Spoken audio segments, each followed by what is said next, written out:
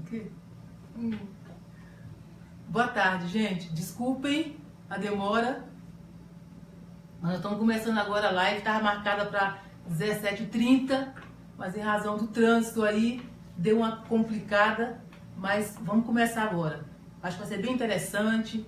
O público que já me assiste e o público novo que a gente espalhou aí pelos grupos em gerais, até porque a gente acha o tema muito importante e a possibilidade de ajudar muita gente, né? Nós vamos tratar hoje, eu também quero acompanhar para ir interagindo com vocês. Vê se consegue para mim. Vê se consegue achar aqui. Então, qual é a intenção dessa live hoje? Nós vamos falar, eu vou dar umas dicas de concurso para vocês, que eu acho bem importante, e nós vamos falar das questões da prova. O concurso da PM vai acontecer dia 20 de maio, então eu acho bem importante, nós estamos no período já de revisão para quem vinha estudando, para quem não está estudando, então presta bem atenção, vai poder aproveitar. E essa live especificamente, junto com as outras, mas especialmente essa, para a galera concursando aí, vai estar na minha página, doutorajane.com, não tem o BR, doutorajane.com. Nós vamos publicar o resultado da live aqui e as questões, a prova, nós vamos subir lá no site, para que vocês possam buscar essas questões que a gente tratou aqui. O que é importante? Aí eu falei que ia falar um pouquinho de dica de concurso. Aí a pergunta, né, por que eu fico me arvorando aqui a dar dica de concurso? Gente, eu fui uma concurseira, vocês não têm ideia. Foram, ao longo da minha carreira aí, hoje eu vim pensando, eu consigo listar mais de 11 concursos públicos em que eu consegui ser aprovada. Então, falar um pouquinho para vocês que estão estudando para PM, os concursos que virão, dar umas dicas de concurso que eu acho muito importante, é minha experiência aí de tantos anos que eu estou compartilhando com vocês.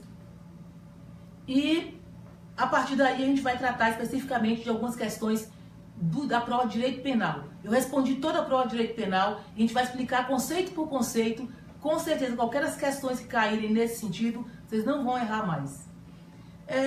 Eu comecei minha carreira no serviço público, aí já aos 18 anos, e é importante isso para incentivar quem está estudando, quem tem um pouco de dificuldade, ou que acha que está atrás de outras pessoas. Não. Eu fui aluna de rede pública, fui sempre aluna de rede pública. E aos 18 anos eu consegui passar aí nos 2 primeiros concursos, né? Para enfermagem. Então, enfermagem, Secretaria de Saúde do DF e um concurso federal que hoje é Ministério da Saúde, à época era INAMPS. Depois, continuei estudando, tenho o hábito de estudar sozinha. Eu vou falar um pouquinho desse hábito de estudo que eu acho que é importante para vocês. E passei em mais 2 concursos. Primeiro, professor da rede pública. Depois nível 2, depois professor nível 3, aí somando já vão 4 concursos. Tinha um tal de DR aqui no DF, que era uma espécie de concurso para a área administrativa. Ainda existe, mas não faz mais concurso. Passei no DR, no DASP, que era o da área administrativa do governo federal, depois DETRAN, depois PM. Já passei no concurso da PM, fui 4ª colocada no DF, no concurso da PM. Depois para agente de polícia e delegada de polícia civil. Somando aí, acho que deve dar uns 10 ou 11 concursos, fora os vestibulares. Então eu tenho um pouquinho de experiência para falar para vocês de concurso público. E aí quando a gente fala de concurso público, uma coisa que é importante demais, e aí para todo concurseiro, para esse concurso e para outros concursos, eu imprimi aqui para você, para mim, para me orientar e para falar para vocês, o edital do concurso. Você começa a passar no concurso a partir do edital. Não tem como você avançar sem conhecer o edital. Por quê? O mundo do direito, ele é infinito. Infinito. Então tem pessoas, por exemplo, quando eu passei no concurso para agente de polícia, eu passei melhor classificada e eu era bacharel em geografia só. Passei melhor classificada do que colegas que eram bacharéis em direito. Por quê? Eu já tinha o hábito de estudar edital. Você imprime o edital, você vai caminhar com ele até a sua prova. Que edital você vai imprimir? Lógico, antes do concurso ser aberto, primeiro você tem que mirar qual é o concurso que você quer. Eu quero concurso para a Polícia Civil, eu quero concurso da Polícia Militar, eu quero concurso do TJDFT, que a maioria que está aí no nível médio ou nível superior, né, começando a carreira aí, vai escolher. Então você pega o edital do concurso anterior e vai estudar por ele. Quando o concurso é publicado, quando sai o concurso que a gente fala, já está aí 2, 3 meses do concurso. Aí você faz o quê? Pega o edital atual e só vai ajustar o que você não estudou no edital anterior. A pergunta, qual é o prazo ideal para estudos? 2 anos. Isso é comprovadamente. Se você estudar 2 anos para um determinado concurso, você vai obter êxito. O concurso mais difícil que eu enfrentei foi delegado da Polícia Civil. Eu estudei 2 anos ininterruptos, gente, assim, 2 anos, sem falhar um único dia. Eu coloquei como meta para mim estudar 8 horas por dia. Então eu estudava 4 horas de manhã, trabalhava e estudava 4 horas à noite. Na madrugada eu cuidava da minha casa e dos meus filhos, mas eu estudava 8 horas por dia. Final de semana eu estudava sábado e domingo, final de semana inteiro. Em 2 anos eu consegui fechar o conteúdo do edital. Eu pegava o edital e ia tópico por tópico. Então você tem que estudar o tópico e vai riscando. Então, para mim, é estudar pelo edital, porque você consegue reduzir. O universo do direito é imenso. Você fala, vai cair o quê? Vai cair o que está no edital. Se você estudar o conteúdo do edital, as perguntas não podem fugir dele. Se fugir, tem os recursos. Então alguém vai entrar com recurso e dizer que aquela questão estava fora do edital. Então olha a importância do edital para você circunscrever, diminuir esse universo de tanta coisa que você vai estudar. Então comece estudando item por item do edital. É importante você anotar, tem gente que só lê, tem gente que estuda com música, aí é questão aí cada um. Uma coisa importante, entre estudar em casa e estudar em biblioteca, estude em uma biblioteca. Ah, eu moro longe da biblioteca. Você vai gastar 40 minutos para ir, para 1 hora para voltar, sei lá, da biblioteca. Se você tiver 4 horas estudando em casa e 2 horas na biblioteca, o seu rendimento na biblioteca é superior às 4 horas em casa. Por mais que você diga, em casa não vou me distrair, você vai se distrair. O telefone vai tocar, você vai olhar no celular, vai chegar alguém a falar com você.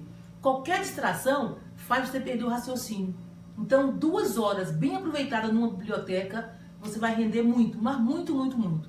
Então você precisa de habitualidade, criar uma rotina. Não posso estudar todos os dias.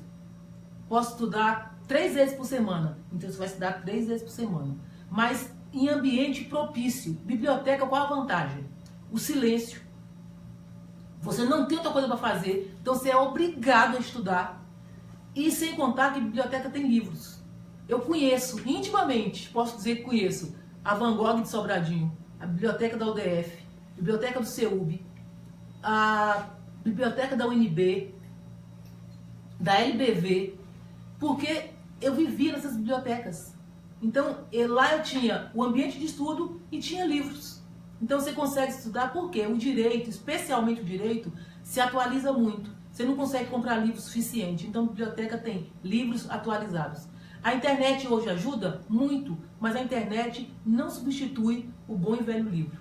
A internet para mim ajuda, mas você precisa realmente de doutrina, porque a doutrina vai consolidar o conteúdo e não vai ficar vago. Então a doutrina consolida o conteúdo. Então você tem que ter horas regulares de estudo, mínimas, que sejam 1 hora, que sejam 2 horas, mas é 2 horas dedicado para estudar, sem menino, sem ninguém conversando, sem você ficar preocupado em comer, preocupado com as suas contas, você esquece. 2 horas, sei lá, 3 vezes por semana. Se for todo dia é melhor. Se não puder, 3, 4 vezes por semana, esse é seu tempo de estudo. E tem uma coisa que é importante. Você precisa, quando for selecionar o conteúdo, você pega o edital. O que você estuda por dia? Você precisa coincidir, casar ali. Por exemplo, vou dar um exemplo do direito. Você vai estudar direito constitucional com direito administrativo, direito penal com processo penal, civil com processo civil. Por quê? Uma disciplina vai ajudar a outra, vai melhorar o seu raciocínio. Então você precisa coordenar isso. E 1 vez por semana, você precisa fazer prova. É o que há de melhor para consolidar o que você estudou e para você ir se treinando. Que tipo de prova você vai resolver? Presta atenção. Você vai pegar as provas da instituição que vai fazer seu concurso. Por exemplo, falando em prova da PM, eu imprimi aqui, ó, 2 provas, que nós vamos fazer daqui a pouquinho. Eu peguei uma prova feita pela IADES, não sei se fala assim, é IADES ou IADES, é IADES, né? IADES, é o IADES, que é quem vai fazer a prova agora. E peguei a última prova da Funiversa. O último concurso da PM foi essa prova aqui. Qual a diferença? Gente, absurda entre um e outro. Por quê? A Funiversa, eu andei lendo as questões, ela trabalha conceito. A IADES trabalha lei seca. Impressionante. Eu peguei várias provas da IADES, da IADES, e ela trabalha lei seca. Então, se você for pensar em trabalhar conceito e doutrina, de repente não vai te aproveitar aqui. O que foi importante? Eu pegar a prova, antes de começar a estudar, analisar o tipo de prova. Então, é uma dica, que vai fazer prova da PM, dia 20 de maio. Você estudou muito pouco. Daqui até lá, que sabe o que você vai fazer? Vai pegar a lei seca, pega o Código Penal e vai ter que ler alguns artigos de acordo com o edital. Você não ficar lendo o Código Penal inteiro e perder seu tempo. Então, pelo edital, vai ali, teoria do crime, vai lá no Código Penal e vai lendo lei seca. Eu percebi que a prova da PM, eu analisei umas 3 ou 4 provas. Vocês não têm ideia da quantidade de questões dessa lei, essas 2 leis aqui, ó. 12.527, olha o número, 12.527 de 2011. Ela trata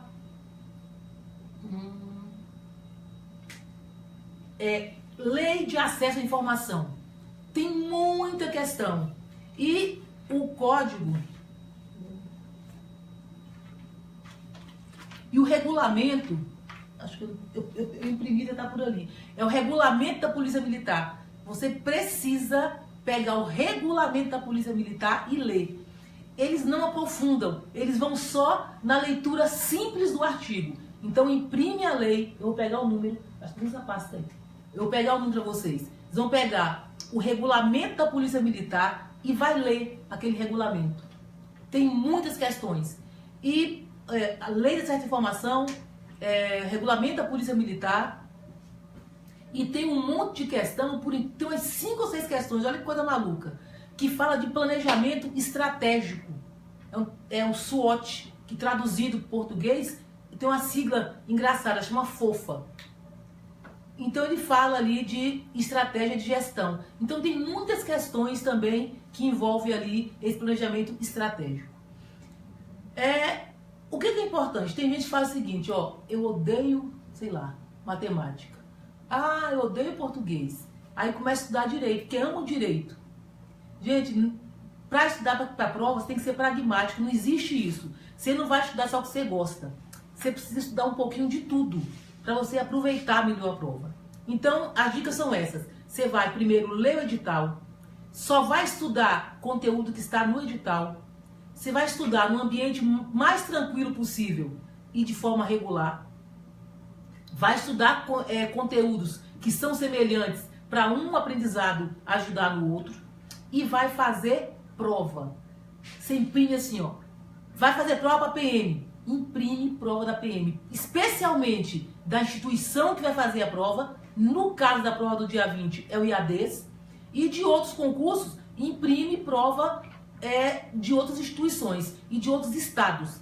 E você vai fazer insistentemente prova. Você responde a prova, pega o gabarito, que a prova já foi realizada, tem gabarito, e confere. O que você está errando? Em cima do que você está errando, é o conteúdo que você vai estudar. Você vai insistir naquilo que você está errando. A questão de fazer prova, ela é tão impressionante que com o tempo você vai automatizar. Significa, você lê uma questão numa prova, quando você pega ela em outra prova, você vai falar, caracas, é a mesma questão. E aí eu vou explicar para vocês por que essa mesma questão. Tá, esse conteúdo, estou repetindo aqui, porque o está me dando auxílio, vai estar na minha página, doutorajane.com, não é isso? Disponível no site. Vamos colocar as questões da prova e vamos publicar esse vídeo para vocês, se quiserem assistir de novo ou indicar para alguém. Você tá no dia a dia, tá lá a prova da PM. Então todo esse conteúdo você vai achar dentro do site lá. Sim, voltando aqui ao que eu estava dizendo para vocês. Até me perdi. Então, a ideia é responder essas provas. Ela estava falando de prova da insistência. Quando você começa a fazer muitas provas, as instituições, eu vou dizer para vocês, isso aí é dica só de concurseiro, quem se aprofunda, tá? Como é que as instituições escolhem as provas que vocês vão fazer?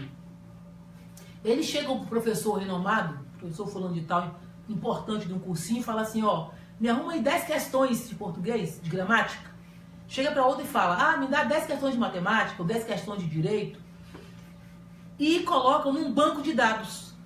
Quando eles vão elaborar a prova, eles buscam assim, ó, tem questões de fáceis, médias, difíceis e aquelas super difíceis que ninguém vai acertar, tá? Porque é para ninguém zerar, fazer 100% da prova. Em regra é assim. Então depende do concurso, eles vão buscar um grau de dificuldade.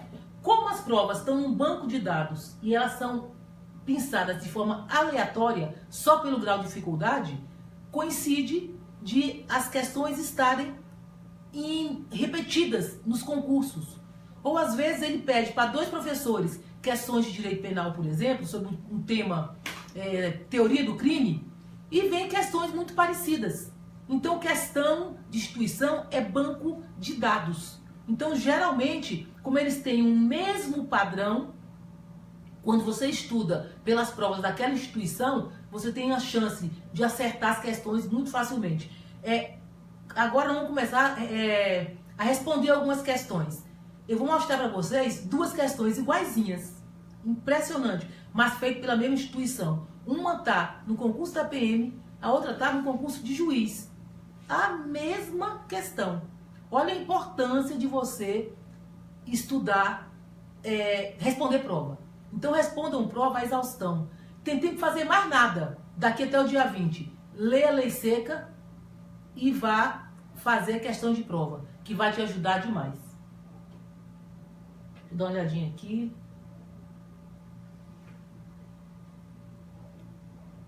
Beleza. Ixi, o meu parou aqui. Parou? Beleza, gente, olha só. Eu escolhi aqui a prova da... Eu tinha 2 provas recentes feitas pela IADES. Tem a prova da PM, a interna, que eles fizeram, mas o grau de dificuldade está muito baixo.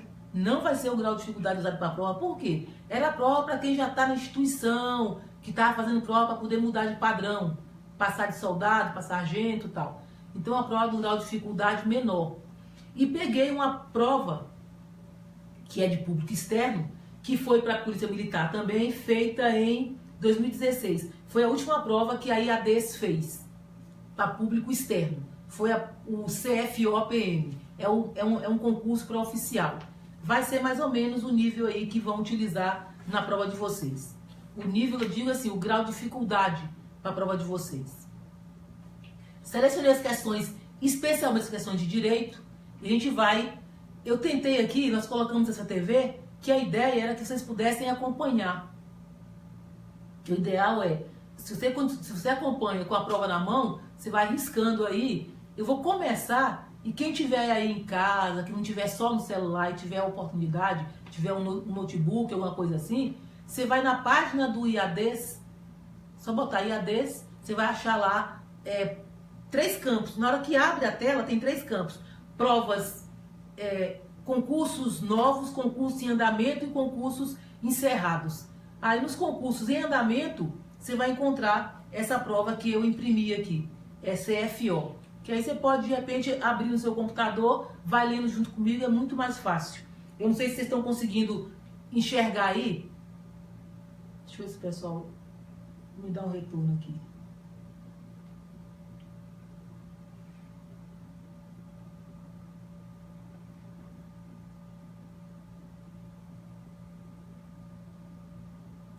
Beleza. Quem está assistindo aí pode falar pra gente se consegue enxergar minimamente essas questões que estão aqui nessa TV. Porque é importante vocês acompanharem as questões Se vocês puderem dar um retorno para mim, eu ficaria muito feliz. Dizem pra gente se estão conseguindo enxergar aqui. Conseguiu mais? Sintonizar mais ou menos? Então vamos lá, gente. A primeira questão aqui de direito penal é a questão 49. Eu vou ler a questão e vou tentar explicar cada um desses conceitos aí.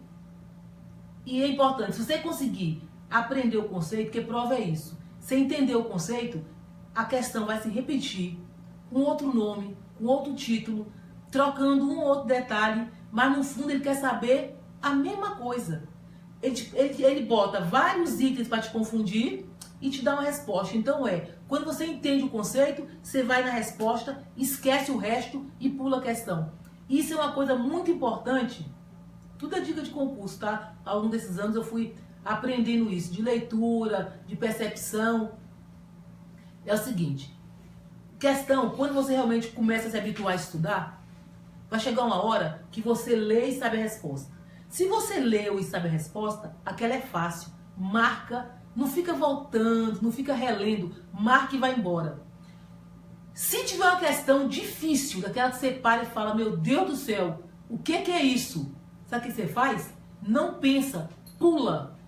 Quando você perde muito tempo em uma questão que você não sabe, você está perdendo a oportunidade de fazer uma questão que você sabe. Então, prova é isso. Vai fazendo as fáceis todas. Faz a questão fácil e o mais importante, hein? Passa para o gabarito. Por quê? Tem gente que se enrola na prova com isso. Fica tão concentrado na prova que o tempo está acabando e aí ele não consegue passar no gabarito, aí ele se perde todo, erra a transcrição. Então, para não perder a oportunidade de garantir o que você sabe, é assim, ó. Marca, faz as questões mais fáceis, transcreve para o gabarito. Depois, você volta para gastar mais tempo com aquelas que você precisa pensar muito, que você não sabe, tem que raciocinar. Mas separar, vamos dizer assim, ó, usar o termo empacar numa questão que você não sabe, você vai perder a oportunidade, vai perder várias questões que talvez se você tivesse lido, você saberia responder. Então responde tudo que é fácil, depois volta para a questão mais difícil. Vamos lá. A 49 diz o seguinte: o princípio da fragmentariedade, que apresenta fundamental importância para a consecução do direito penal, é corolário dos princípios da intervenção mínima e da reserva legal. Neste sentido, segundo esse princípio, o direito penal deve. Cara, se você não conseguir nem ler o que está escrito no enunciado, dificilmente você vai conseguir dar a resposta. Vamos traduzir aqui. Corolário significa complementar, consequência. Então eles usam esses termos jurídicos aí para confundir você. Mas está dizendo que o princípio da fragmentariedade é fundamental importância para a consecução do direito. Por enquanto não falou nada, está te perguntando nada a respeito disso. Aí ele fala, ele é complementar, ele é consequência, ele é derivado, é isso que está dizendo, do princípio da intervenção mínima e da reserva legal. Nesse sentido, segundo esse princípio, qual o princípio? Princípio da fragmentariedade. Aí ele bota lá 5 alternativas para você explicar. Primeiro, o que é que vem a ser o princípio da fragmentariedade? Quer dizer o seguinte, que os bens jurídicos a serem tutelados são muito vastos, tem muito direito importante para ser resguardado. No entanto, o direito penal, ele só é utilizado, ele só resguarda, por isso que é fragmentário, de fragmentação, de quebra, de divisão. Ele só vai resguardar os bens jurídicos mais importantes. Isso quer dizer o princípio da fragmentariedade. Direito penal só se aplica à proteção dos direitos jurídicos mais relevantes, mais importantes. Por que eles se complementam aí com o direito da intervenção mínima e da reserva legal? Aí vem, a intervenção mínima também nesse sentido significa o direito penal só vai atuar aonde outros ramos do direito não interferem, não conseguem agir. Então, disso vem o princípio da intervenção mínima. Então, é só quando outros ramos do direito não conseguirem oferecer proteção, aí você vai usar o direito penal. Então, nisso é fragmentariedade e princípio de intervenção mínima. E o princípio da reserva legal é um dos princípios basilares do direito penal, tem inclusive na Constituição e no Código Penal. Deixa eu ver se eu consigo achar aqui para vocês.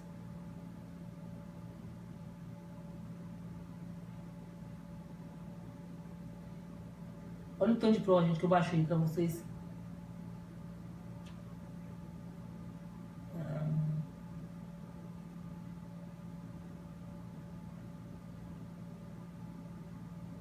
Não vou achar. Tá no meu pendrive. Beleza. Eu vou dizer, é o seguinte. Tanto a Constituição Federal quanto o Código Penal, no artigo 1º, Constituição Federal, lá no 37, vai dizer o seguinte. Não existe crime sem lei anterior que o defina e nem pena sem prévia combinação legal. Significa, para uma conduta praticada ser dita essa conduta criminosa, ela tem que estar descrita na lei. Se não tiver na lei, não é crime. O que aconteceu? Na época que surgiram os computadores, né? Computador, internet. Tinha... Deixa eu voltar lá. Não consegui. Vai precisar do pendrive?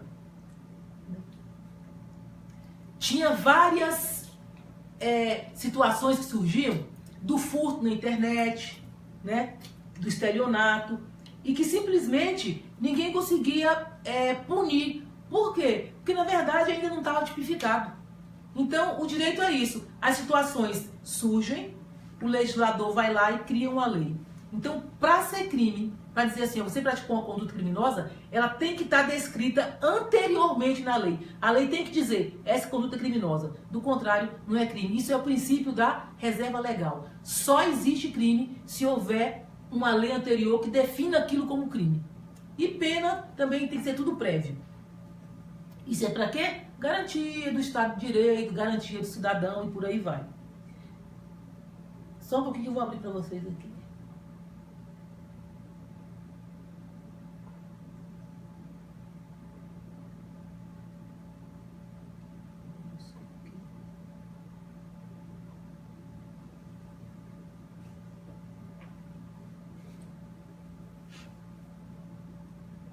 Tá aí.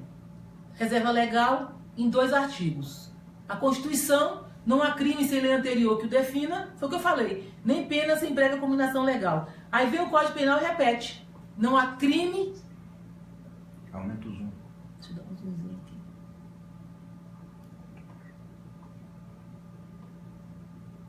Ctrl mais. Ctrl mais?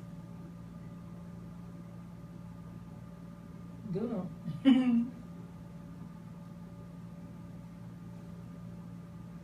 Gente, difícil aqui pra gente aumentar. Não consegui não. Não? Não. Só se eu aumentar aqui.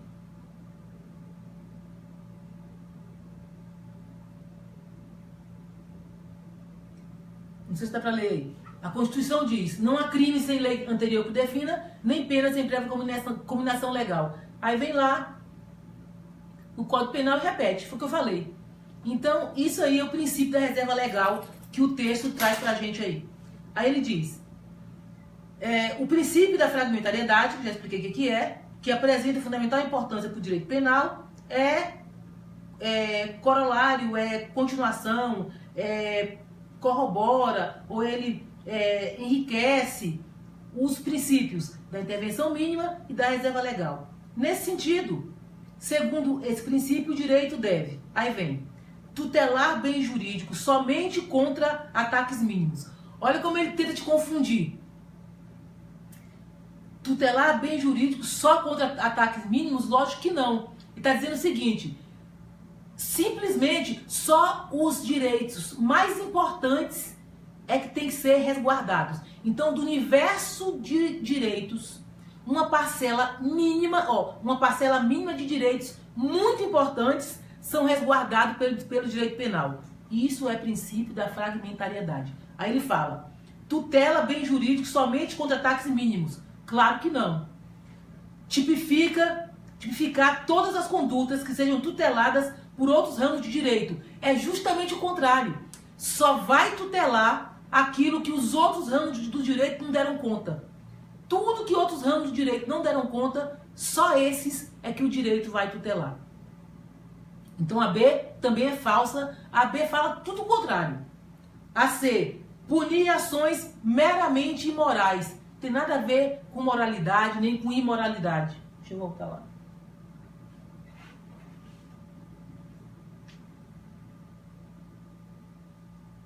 Isso. Punir ações meramente imorais. Nada a ver com moralidade nem imoralidade. Aí vem proteger pontualmente bens jurídicos insignificantes. Olha o que eu falei. É proteger o quê? Os bens mais valorosos, né? Mais importantes. Aqui ele continua dizendo o contrário. Proteger pontualmente bens jurídicos insignificantes. Então só pode ser certa aí a letra E. Abrigar seletivamente bem jurídico que necessite de criminalização. Então, de forma seletiva, esse princípio da fragmentariedade significa fragmentar os diversos ramos do direito, e o direito penal só vai tutelar aqueles bens jurídicos mais importantes. Se você conseguir gravar essa frase, todas as questões que vierem na prova falando desse tema, você vai tirar de letra, tá certo? Então aí a certa seria a letra E. E a gente tratou do princípio da fragmentariedade, princípio da intervenção mínima e princípio da reserva legal. Esse princípio da reserva legal, geralmente eles cobram muito em concurso. Então é isso. O princípio da reserva legal, gravou lá que não tem crime sem lei que defina. Só isso. Vamos lá. A 50 é muito interessante. Ele fala assim, ó. Conforme a legislação penal vigente, assinale a alternativa que não é causa de extinção da punibilidade. Deixa eu baixar lá.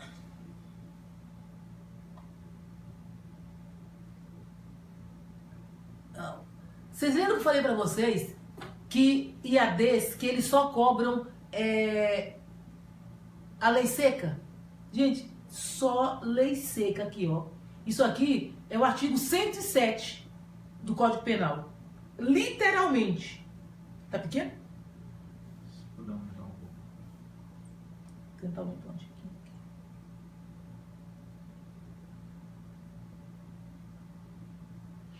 Demais, né?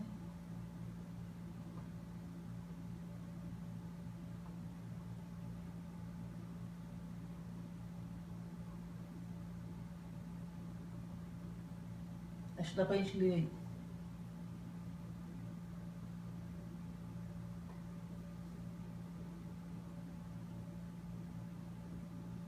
Pronto, ficou perfeito.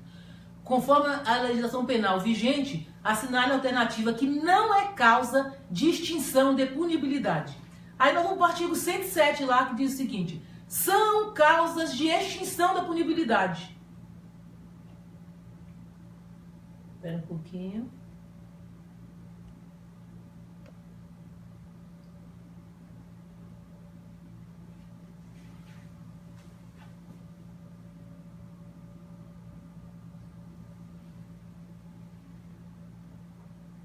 Só um pouquinho, gente, aqui. Olha só. O que eu falei pra vocês. Lei seca é isso. Gente, você pegar a prova e pegar o artigo, ele não interpretou, não colocou pegadinha, só descreveu. Botou lá, ó. Como é que a punibilidade vai se extinguir? A morte do agente, quer dizer, o autor do crime morreu. Extinguiu a punibilidade, não tem que punir, porque ele está morto. Anistia, graça ou indulto. Anistiou, graça e indulto, aquilo que acontece no final do ano, né? Que o presidente vai lá no final do ano, escolhe os presos de bom comportamento e vai dar um indulto para eles e tal. Anistia e graça são outros institutos que assim, eu teria que ter muito tempo para explicar cada um deles para vocês. Aí vem, pela retroatividade da lei que não mais considera o fato como criminoso. Por exemplo, o uso, a maconha, por exemplo. A maconha já foi criminalizada. Portar substância entorpecente para uso e para fornecer o consumo de outro. Então tinha tráfico e tinha só o uso. Há um tempo atrás isso era criminalizado. Hoje praticamente foi descriminalizado, porque hoje ninguém é preso mais por portar substância entorpecente para uso próprio. A pena máxima é ele ir lá no juiz e ouvir pagar um saco. Por exemplo, Se vier uma lei nova, está sendo discutido isso, e que diga, a partir de hoje, portar substância entorpecente para uso próprio não é mais crime, então nem aquelas ações... É porque o entorpecente, o uso não é o melhor exemplo. Tem que usar o exemplo mais forte, mais... Por exemplo, vamos falar de...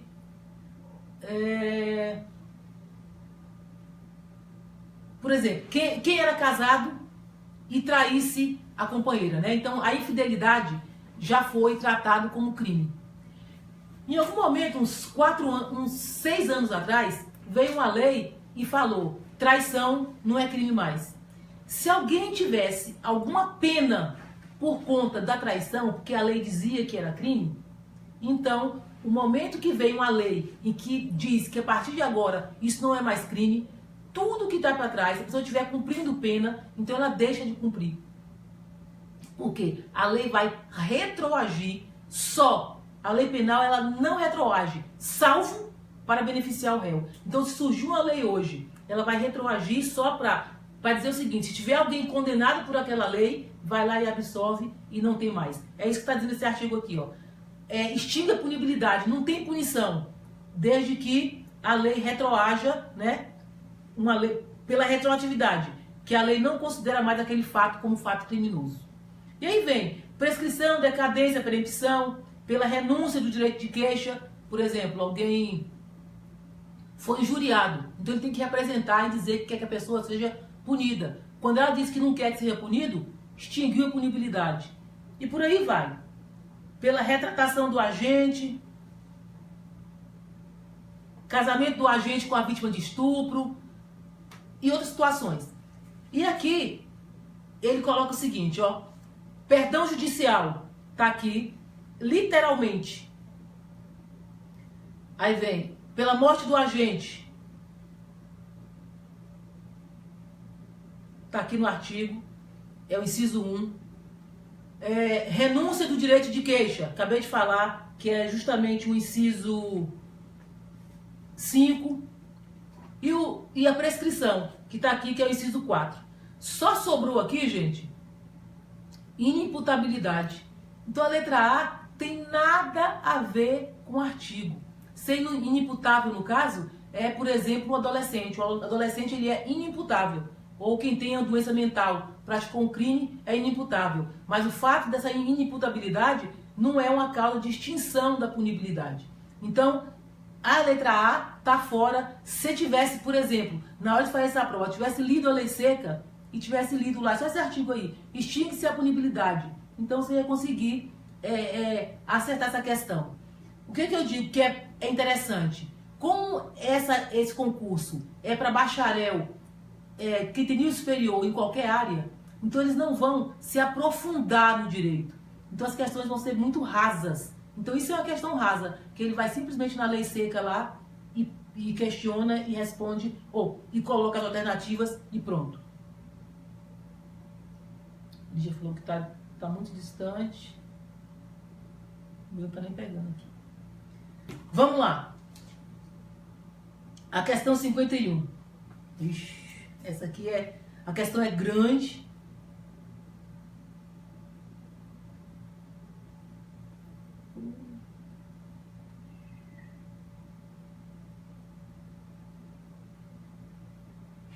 Vou ter que encolher aqui.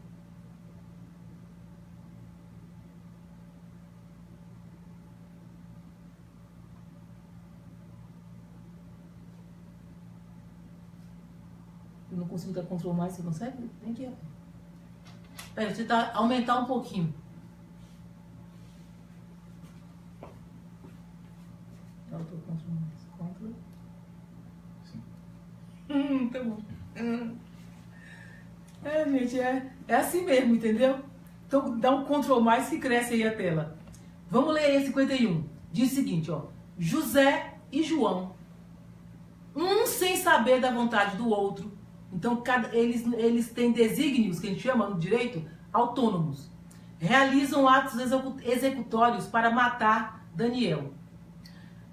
Vamos lá. O que José fez? Colocou veneno no copo de uísque de Daniel e logo após a ingestão do líquido, João vem e dispara contra a vítima, ainda viva. O cara não tinha morrido do veneno e o outro vai lá e dá o tiro e mata. Segundo o laudo cadavérico, ele morreu em razão do disparo de arma de fogo. Aí ele pergunta, situação bem interessante. Considerando-se a situação hipotética apresentada e considerando-se também a autoria colateral, é uma das teorias do direito, fala de autoria colateral, que consiste na hipótese de duas pessoas ou mais matarem a mesma vítima, realizando atos executórios sem que uma saiba da intenção da outra, e de maneira que o resultado da morte decorre apenas da ação de uma delas. É correto afirmar que José e João respondem respectivamente. Então José envenenou, mas antes que ele morresse do veneno, o João vai lá e dá um tiro e ele morre dos tiros do João. José responde por quê e João responde por quê. Aí vamos lá.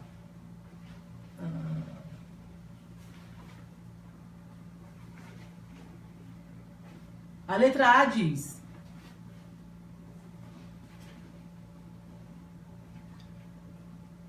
o José responde por tentativa de homicídio com emprego de veneno e o João responde por homicídio simples consumado.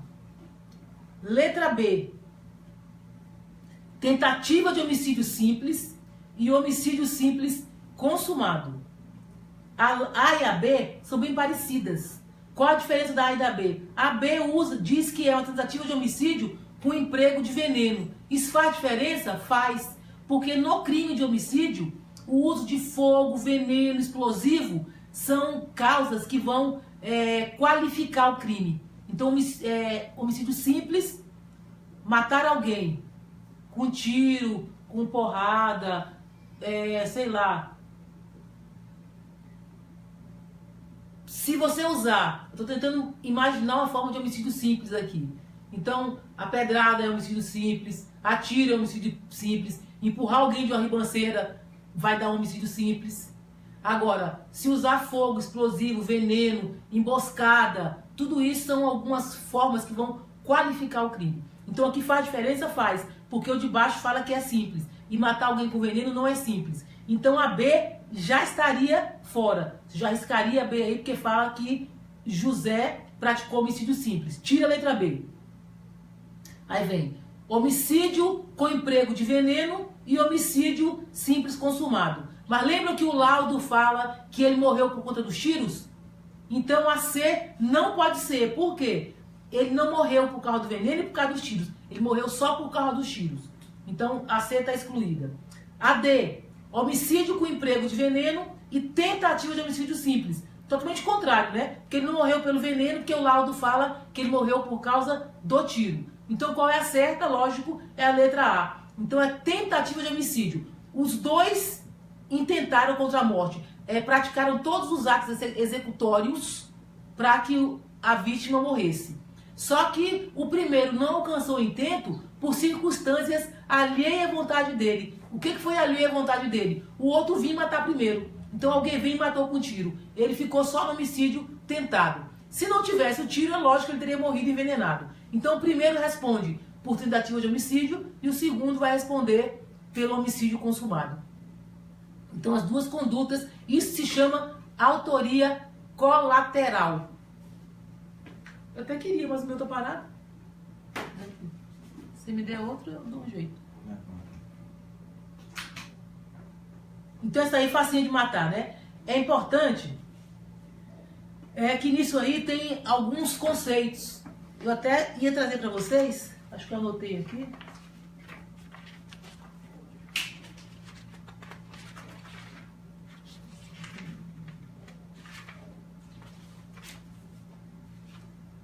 Anotei, mas tá em outro lugar, tá aqui não. Para a gente tratar um pouquinho das questões de autoria. Tem a autoria simples, tem aquela em que há o concurso de duas ou mais pessoas na prática do crime. Então tem vários tipos de autoria. Nessa aqui é interessante. Tem uma situação na autoria chamada também colateral, em que, por exemplo, você não tem como, o laudo não diz por conta de quê. Suponhamos essa situação aqui, se o laudo não dissesse que ele morreu por conta dos tiros, se não pudesse precisar se morreu em razão dos tiros ou em razão do envenenamento, pasmem, ninguém responderia pelo homicídio. Os dois responderiam pelo homicídio tentado. Quem dúbio é para o réu. Então, na dúvida, se o laudo não dissesse que ele morreu por causa dos tiros, haveria aí homicídio tentado para os dois, mesmo a vítima tendo ido a óbito. Essa é uma questão de concurso perfeita, que leva todo mundo para ficar pirado, né? Da confusão, da tilt na cabeça de vocês. Então, quando eles descreverem uma situação e se disser que a vítima morreu, dois praticaram atos autônomos, um não sabia da existência do outro, os dois praticam os atos, mas a vítima vem a óbito e nada consegue definir. Por exemplo, 2 tiros à bala, ao mesmo tempo, alguém embosca e o outro também está emboscado, embosca a pessoa, os dois atiram e os dois acertam. Então, aquela vítima alvejada por 2 disparos de arma de fogo vem a falecer. Quem vai responder por homicídio consumado? Nenhum dos dois. Os dois autores responderiam por homicídio tentado, porque não tem como saber quem foi que realmente matou. Não, no caso, o laudo aí, a perícia, não ia conseguir identificar quem foi o autor do homicídio. Agora, isso não é o caso, que eu sei que todo mundo pensou aí. Um monte de gente pensou. Por exemplo, 2 vagabundos vão matar o terceiro lá, né?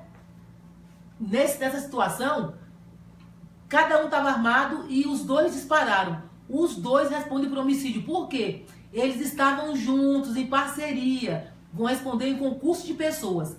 A situação em que nenhum dos dois responde, um e outro que pratica o ato não pode saber da atuação. Um não sabia da atuação do outro. Então são atos autônomos. Quando as 2 pessoas estão em concurso de pessoas para praticar homicídio contra a terceira, os dois respondem por homicídio, sendo que uma, mesmo que não saiba com qual disparo que matou a vítima. 2 vagabundos vão lá, emboscam o outro, os 20 tiros, cada um disparou 10 vezes.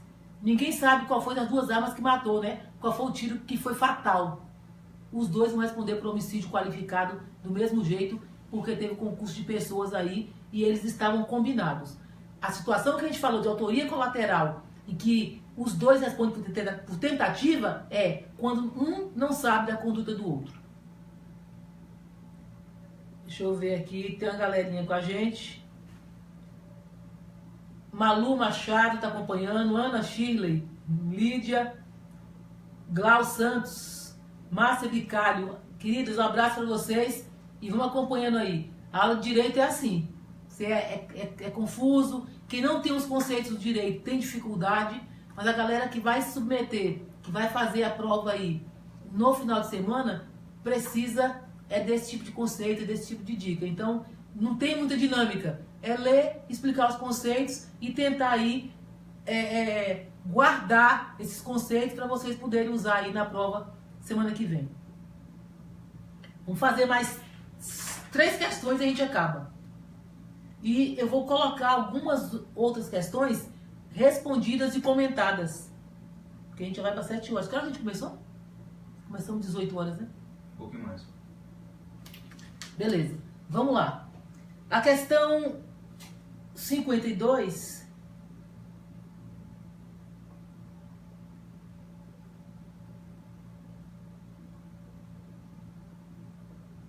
Cadê?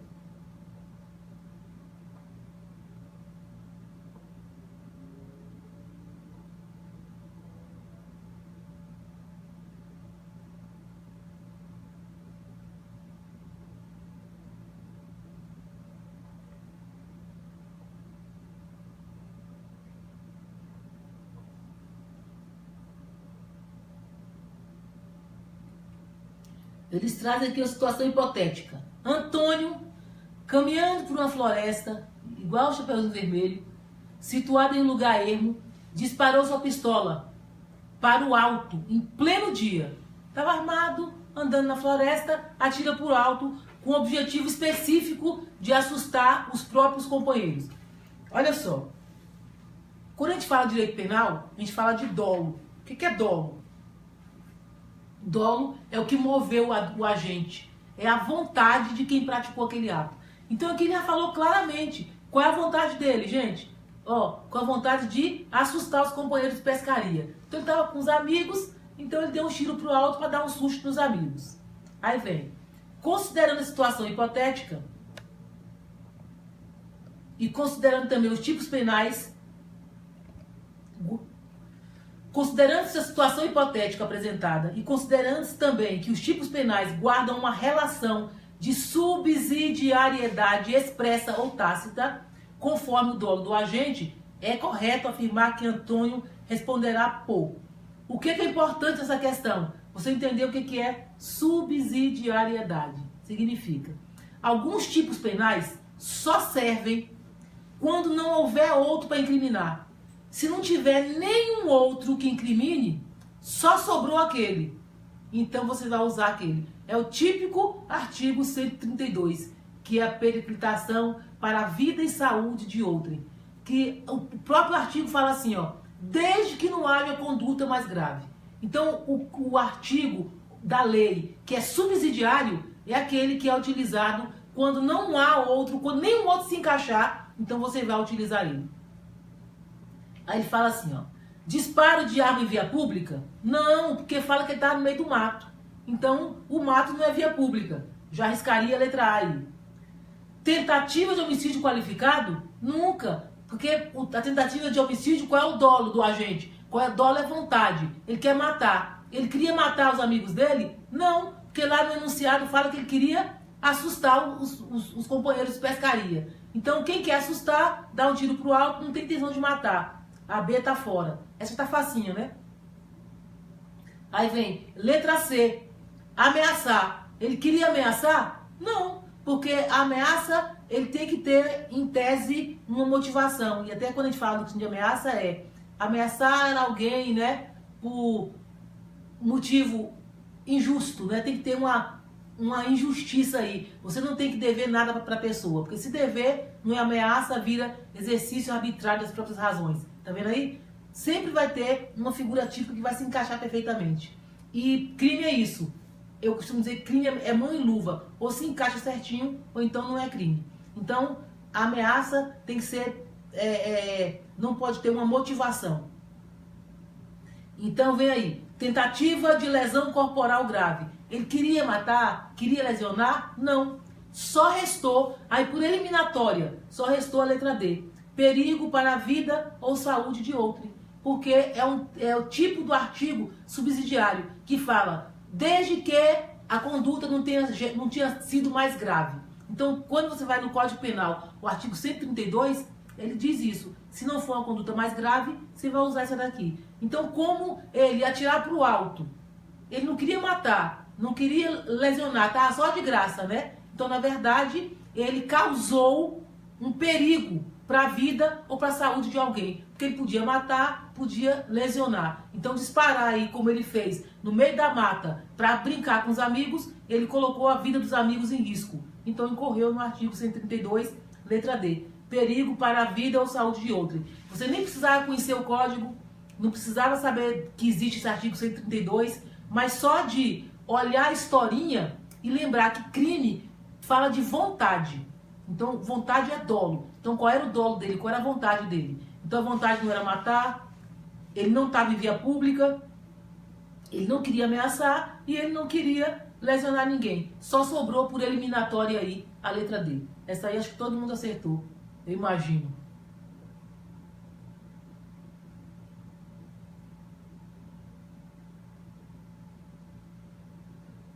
A Glau pergunta se não deixar salvo o vídeo.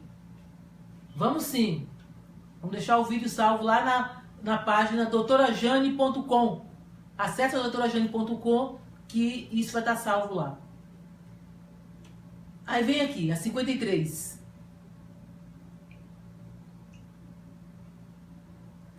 Ana privou Eduardo da respectiva liberdade, mantendo-o em cárcere privado. Então, o dolo da Ana, a vontade dela, manter alguém em cárcere privado.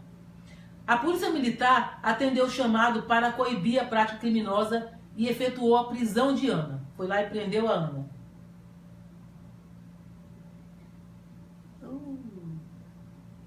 Considerando-se a situação hipotética apresentada, é correto afirmar que o flagrante é ilegal, pois Ana cometeu a infração penal. Essa aí não tem nem sentido, né? É lógico que se ela estava mantendo alguém em cárcere privado, então a prisão, provavelmente, a gente imagina que ela é legal. Se ele tivesse descrito alguma situação ali que levasse à ilegalidade, mas não, ela mantinha alguém em cárcere privado. O que é interessante quando falar em cárcere privado? Vocês vão se lembrar de uma coisinha que qualquer questão que cair, você vai acertar. Cárcere privado é um crime permanente. O que é crime permanente? Sempre a pessoa que mantém alguém em cárcere privado vai estar em situação de flagrante. O cárcere privado começou esse sequestro relâmpago, sequestro que faz para extorsão, que bota a pessoa em cativeiro. Durou 15 dias, 10 dias. A qualquer tempo que o autor for preso, ele está em situação de flagrante, porque é chamado de crime permanente. O crime se perpetua no tempo. Então, enquanto mantiver a prisão, o crime está acontecendo. Eu dito isso, vou acertar logo a resposta aqui. E aí vem, a B diz, a prisão é legal, pois cárcere privado é um crime permanente e estende-se. Entende-se que haverá flagrante delito enquanto não cessar a permanência. É isso. Então, enquanto não for interrompido, enquanto não parar o cárcere, existe situação flagrancial. Então, ela pode ser presa, ou quem está mantendo em cárcere privado a qualquer momento, e preso em flagrante. Aí vem. A prisão é legal, pois Ana foi encontrada logo depois com instrumentos que faziam presumir ser ela a autora da infração. Isso é engraçado. Quando a gente estuda flagrante, quando a gente fala de flagrante, artigo lá 312 do Código de Processo Penal. Ele vai dizer assim, ó, está em flagrante. Olha só. Quem está cometendo é aquele cara que está matando. Está em flagrante. Quem acaba de cometer, ele acabou de dar um tiro, todo mundo viu, está com a arma na mão. Está em flagrante. Aí, eles tentaram confundir a gente aqui nas questões seguintes. Quem é perseguido?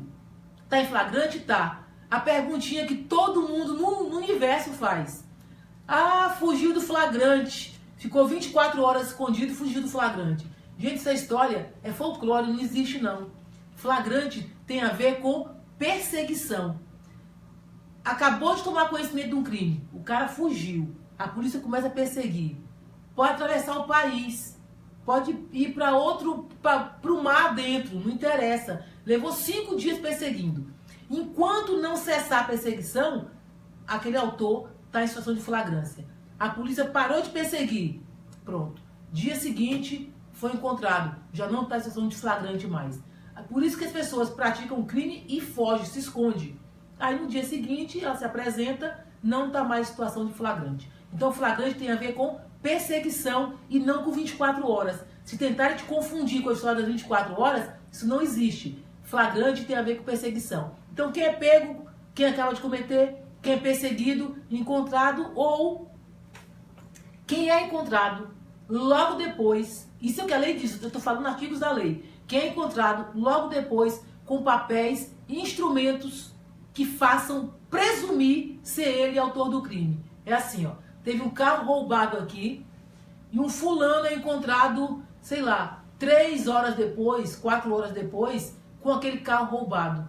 Então, em tese, ele ainda está em situação de flagrante, porque ele foi encontrado logo depois com o instrumento ou objeto do crime. Qual objeto? O carro. Então, ele não foi visto, não foi perseguido, mas foi encontrado logo depois com o carro produto do roubo. Então, presume-se ser ele autor do roubo. Isso é situação de flagrante. E aí, como a lei descreve essas situações flagranciais, ele vai tentando confundir a gente aqui para baixo. Ó. Aí fala, legal, pois Ana foi encontrada logo depois com instrumentos que faziam presumir ser ela a autora do crime. Ele tá descrevendo a situação de flagrante, mas não tem nada a ver, porque o flagrante dela, ela estava mantendo alguém em cárcere privado. Aí fala, ilegal, pois não havia mandado de prisão. O que é importante saber? Quando há situação de flagrante, não precisa mandar de prisão. Então, situação de flagrante pode prender a pessoa a qualquer momento. Legal, pois enquadra-se em hipótese de prisão temporária requerida pelo oficial da Polícia Militar. Gente, nada a ver. Questão igual essa, você achou a B que tá certa, você nem lê o resto para não te confundir. Marca a B e vai para frente. Que essa E aí tem nada a ver. Só para confundir. Só para encher linguiça aí. Precisar de 5 alternativas, colocaram uma. Não tem nada a ver com nada.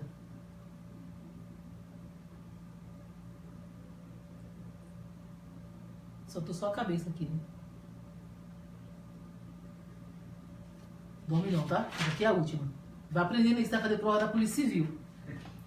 Gente, é interessante que esses conteúdos, eles são importantes tanto para a prova, para quem vai fazer a prova agora, ou para quem vai fazer outros concursos. Então essas matérias, elas se repetem. Elas são muito parecidas, são as mesmas matérias, são cobradas do mesmo jeito. Então, assim, é bem importante essa leitura. A gente sabe que o concurso da Polícia Civil vai sair talvez nos próximos 2 ou 3 meses no máximo. Já foi autorizado, tal, tá caminhando, tá muito rápido. O que a gente tem que fazer? Vocês têm que fazer? Já pega o editalzinho da Polícia Civil do último concurso e começa a estudar. Vai estudando, porque você precisa ir para ficar tranquilo, seguro, de pelo menos 2 anos. Como a prova, o concurso sai nos próximos 3 meses, e aí vai durar mais uns 2 ou 3 meses para a prova, você tem aí para estudar uns 6 meses. Então corre que ainda dá tempo. Mas já começa a estudar, não espera o edital ser publicado. Fica a dica. Vamos para a última questão aqui. Em relação aos juizados especiais criminais, assinale a alternativa correta. Aí ele fala: os juizados especiais criminais têm competência para o julgamento de infrações de menor potencial ofensivo, ou seja, as contravenções penais. Até aqui está tudo certo. Por quê? O juizado especial vai julgar os crimes de menor potencial ofensivo. Vamos ver onde é que está o erro aqui. Aí ele fala: e os crimes que a lei combina a pena máxima não superior a 3 anos, cumulada ou não de multa. Só o erro está aqui, ó, 3 anos. Por quê? O juizado especial criminal vai julgar os crimes com pena até 2 anos. Então o errinho aqui na letra A são esses 3 anos. Grifa aí 3 anos e vamos para a próxima. Aí vem: a autoridade policial que tomar conhecimento da ocorrência determinará a abertura do inquérito policial para apuração da infração de menor potencial ofensivo. O que está errado? Inquérito policial é para crimes. Quando você fala de crime de menor potencial ofensivo, é termo circunstanciado. Então é o TC, famoso TC. Então, no caso, a autoridade policial tinha que instaurar um TC e não um inquérito policial. Facinho demais, né? Quem estudou um pouquinho não errava essa questão, não. C. Se não houver composição de danos civis perante o conciliador, não será dada à vítima a oportunidade de exercer o direito de representação. Gente, composição de danos civis, isso não existe ainda no nosso ordenamento jurídico, né? Tem alguns tribunais e arbitrais, alguns conciliadores, mas ainda não substitui o prosseguimento ou o processo em si. Quando está na audiência, é possível fazer uma composição sim, mas isso não vai impedir aí a vítima de exercer o direito dela de representação. Então, nada a ver o que está colocado aí. Letra D.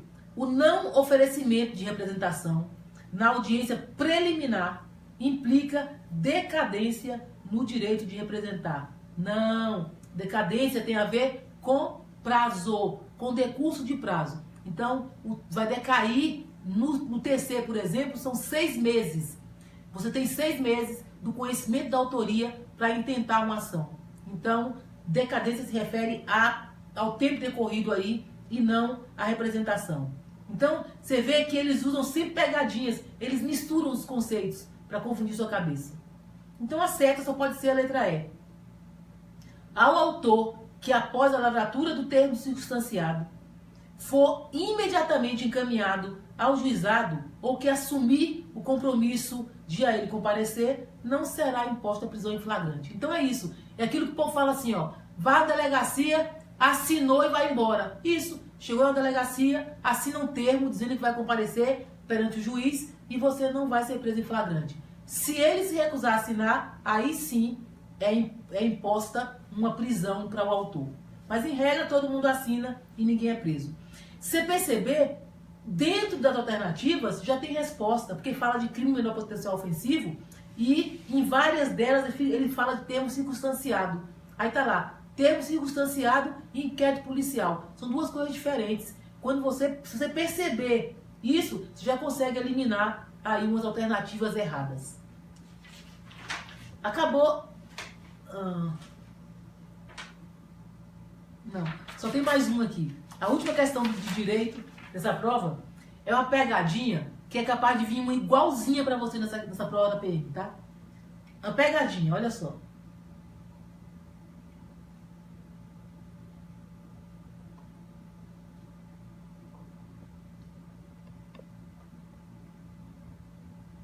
Olha que questão, que pegadinha linda.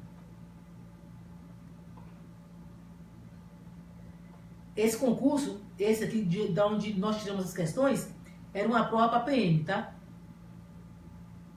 Então a questão diz o seguinte: a polícia é uma instituição de direito público destinada a manter e a recobrar a paz pública e a segurança individual. Até aí tudo maravilhoso, certo e lindo. Cujas funções são específicas na atuação das polícias administrativa e judiciária.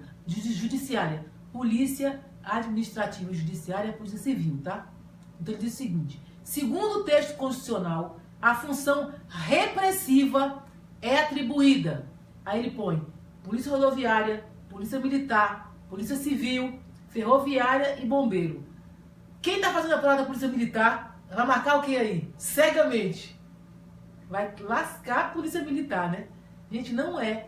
A polícia militar é polícia preventiva e ostensiva. Tanto é que ela usa farda. Então é aquela que a pessoa vê e já intimida, né? Então é polícia ostensiva. Então é repressão ostensiva. Então a polícia ostensiva, a polícia preventiva é a polícia militar. A polícia repressiva, que é depois que o crime já aconteceu, é a polícia civil. Então essa aí é feita bem simplesinha, poucas letras, todo mundo fala assim: rodoviária não é, ferroviária não é, bombeiro não é, é PM ou é civil? Ah, prova da polícia militar, larga lá a polícia militar e vai pro abraço da morte, né, gente? Porque essa questão tá errada, o certo aí é letra C, polícia civil.